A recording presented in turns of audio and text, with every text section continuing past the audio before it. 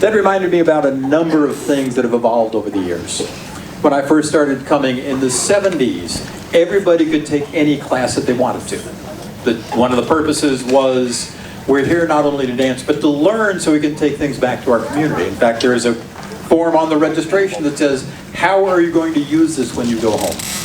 Which I thought was pretty cool. So, came to the Morris, came to whatever, and instead of having a Morris tour in the gym that is a vast show and tell of what we've done in classes, back in the day would have a Morris tour out in front of Boone Tavern.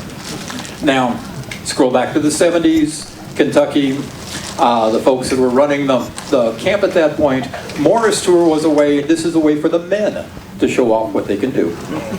It was a male-only Morris tour. The women could do bagpipes, and they could also maybe do Nutting Girl, if they remember to include that. And when we started doing garland dancing, the women would do that. Fortunately, we moved past all that. In the early 80s, John Ramsey had asked me to be on staff, and I was doing a couple things, including the Mummers Play. And I decided it was time to change things.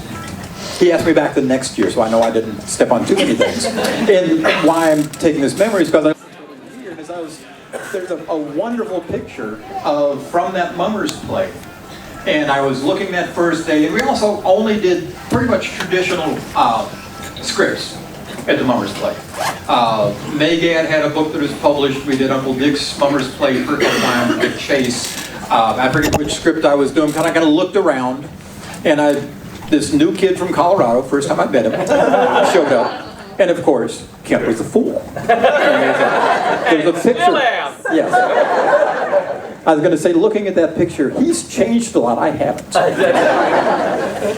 Now, one other thing that came to mind is one of the stretching things that I remember happening in Parlor so many years ago that might have opened the door to a lot of things is when Julia Weatherford, her father was president of Berea for a while, came in and led 5 Constipated Men.